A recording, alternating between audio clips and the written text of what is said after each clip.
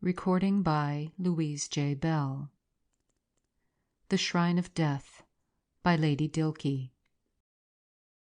Ah, life has many secrets. These were the first words that fell on the ears of a little girl baby whose mother had just been brought to bed. As she grew up, she pondered their meaning, and, before all things, she desired to know the secrets of life. Thus, longing and brooding, she grew apart from other children, and her dreams were ever of how the secrets of life should be revealed to her.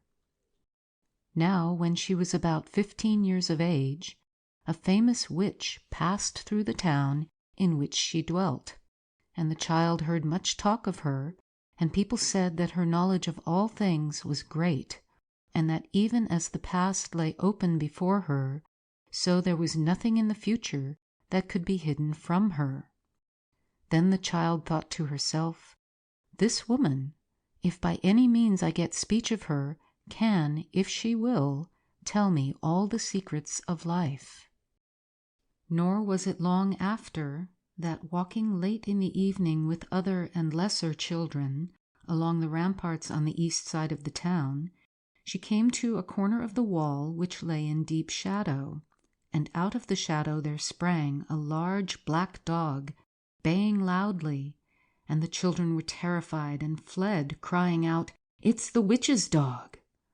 And one, the least of all, fell in its terror, so the elder one tarried and lifted it from the ground, and as she comforted it, for it was shaken by its fall, and the dog continued baying, the witch herself came out of the shadow and said, "Off with you, you little fools, and break my peace no more with your folly."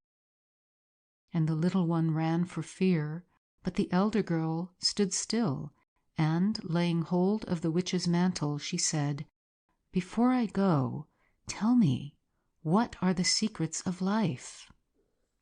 And the witch answered, "Marry death, fair child, and you will know." At the first, the saying of the witch fell like a stone in the girl's heart, but ere long her words, and the words which she had heard in the hour of her birth, filled all her thoughts, and when other girls jested or spoke of feasts and merriment, of happy love and all the joys of life, such talk seemed to her a mere wind of idle tales, and the gossips who would have made a match for her schemed in vain, for she had but one desire, the desire to woo death and learn the secrets of life. Often now she would seek the ramparts in late evening, hoping that in the shadows she might once more find the witch and learn from her the way to her desire, but she found her not. Returning in the darkness, it so happened after one of these fruitless journeys that she passed under the walls of an ancient church, and looking up at the windows, she saw the flickering of a low, unsteady light upon the colored panes, and she drew near to the door, and seeing it ajar, she pushed it open and entered, and passing between the mighty columns of the nave, she stepped aside to the spot whence the light proceeded. Having done so, she found herself standing in front of a great tomb, in one side of which were brazen gates, and beyond the gates a long flight of marble steps leading down to a vast hall or chapel below. And above the gates, in a silver lamp, a light was burning, and as the chains by which the lamp was suspended moved slightly in the draught from the open door of the church, the light which burnt in it flickered, and all the shadows around shifted so that nothing seemed still. And this constant recurrence of change was like the dance of phantoms in the air. And the girl, seeing the blackness, thought of the corner on the ramparts where she had met the witch, and almost she expected to see her, and to hear her dog baying in the shadows. When she drew nearer, she found that the walls were loaded with sculpture, and the niches along the sides were filled with statues of the wise men of all time. But at the corners were 4 women whose heads were bowed and whose hands were bound in chains.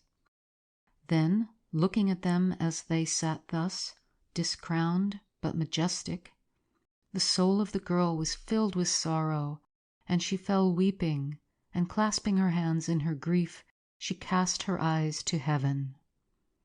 As she did so, the lamp swayed a little forwards, and its rays touched with light a figure seated on the top of the monument.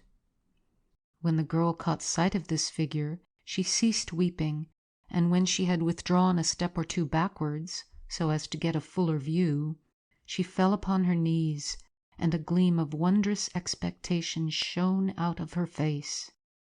For on the top of the tomb, robed and crowned, sat the image of death.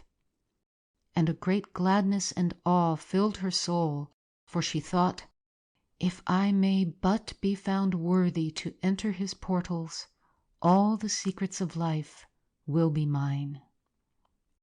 And laying her hands on the gates, she sought to open them, but they were locked. So after a little while she went sadly away. Each day from this time forth, when twilight fell, the girl returned to the church, and would there remain kneeling for many hours before the shrine of death. Nor could she by any means be drawn away from her purpose. Her mind was fixed on her desire, so that she became insensible to all else, and the whole town mocked her, and her own people held her for mad. So then, at last, they took her before a priest, and the priest, when he had talked with her a while, said, "Let her have her way. Let her pass a night within the shrine. On the morrow it may be that her wits will have returned to her." So a day was set, and they robed her in white as a bride, and in great state, with youths bearing torches, and many maidens whose hands were full of flowers, she was brought through the city at nightfall to the church. And the gates of the shrine were opened, and as she passed within, the youths put out their torches, and the maidens threw their roses on the steps beneath her feet. When the gates closed upon her, she stood still a while upon the upper steps, and so she waited until the last footfall had ceased to echo in the church, and she knew herself to be alone in the long-desired presence. Then, full of reverent longing and awe, she drew her veil about her, and as she did so she found a red rose that had caught in it, and, striving to dislodge it, she brought it close to her face, and its perfume was very strong. And she saw, as in a vision, the rose garden of her mother's house, and the face of one who had wooed her there in the sun. But even as she stood irresolute, the baying of a hound in the distant street fell on her ears, and she remembered the words of the witch, "Marry death, fair child, if you would know the secrets of life." And casting the rose from her, she began to descend the steps. As she went down, she heard, as it were, the light pattering of feet behind her, but turning when she came to the foot to look, she found that this sound was only the echoing fall from step to step of the flowers which her long robes had drawn after her, and she heeded them not, for she was now within the shrine, and, looking to the right hand and to the left, she saw long rows of tombs, each one hewn in marble and covered with sculpture of wondrous beauty.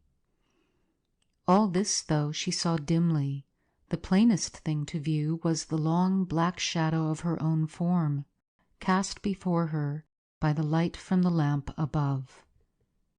And as she looked beyond the uttermost rim of shadow, she became aware of an awful shape seated at a marble table, whereon lay an open book. Looking on this dread shape, she trembled, for she knew that she was in the presence of death. Then, seeing the book, her heart was uplifted within her, and stepping boldly forwards, she seated herself before it, and as she did so, it seemed to her that she heard a shiver from within the tombs. Now, when she came near, Death had raised his finger, and he pointed to the writing on the open page. But as she put her hands upon the book, the blood rushed back to her heart, for it was ice cold, and again it seemed to her that something moved within the tombs. It was but for a minute, then her courage returned, and she fixed her eyes eagerly upon the lines before her and began to read. But the very letters were at first strange to her, and even when she knew them, she could by no means frame them into words, or make any sentence out of them, so that at the last she looked up in her wonderment to seek aid. But he, the terrible one, before whom she sat, again lifted his finger, and as he pointed to the page, a weight as if lead forced down her eyes upon the book. And now the letters shifted strangely, and when she thought to have seized a word or a phrase, it would suddenly be gone. For if the text shone out plain for an instant, the strange shadows, moving with the movements of the silver lamp, would blot it again as quickly from sight. At this, distraction filled her mind, and she heard her own breathing like sobs in the darkness, and fear choked her. For ever, when she would have appealed for help, her eyes saw the same deadly menace, the same uplifted and threatening finger. Then, glancing to left and right, a new horror took possession of her, for the lids of the tombs were yawning wide, and whenever her thoughts turned to flight, their awful tenants peered at her from above the edges, and they made as though they would have stayed her. Thus she sat, till it was long past midnight, and her heart was sick within her, when again the distant baying of a hound reached her ears. But this sound, instead of giving her fresh courage, seemed to her but a bitter mockery, for she thought, "What shall the secrets of life profit me if I must make my bed with death?" And she became mad with anger, and she cursed the counsels of the witch, and in her desperation, like a creature caught in the toils, she sprang from her seat and made toward the steps by which she had come. Ere she could reach them, all the dreadful dwellers in the tombs were before her, and she, seeing the way to life was barred forever, fell to the ground at their feet and gave up her spirit in a great agony. Then each terrible one returned to his place, and the book which lay open before Death closed with a noise as of thunder, and the light which burnt before his shrine went out, so that all was darkness. In the morning, when that company which had brought her came back to the church, they wondered much to see the lamp extinguished, and, fetching a taper, some went down fearfully into the vault. There all was as it had ever been, only the girl lay face downwards amongst the withered roses. And when they lifted her up, they saw that she was dead, but her eyes were wide with horror. And so another tomb was hewn in marble, and she was laid with the rest. And when men tell the tale of her strange bridal, they say, "She had but the reward of her folly. God rest her soul." End of The Shrine of Death. Recording by Louise J. Bell. Sebastopol, California.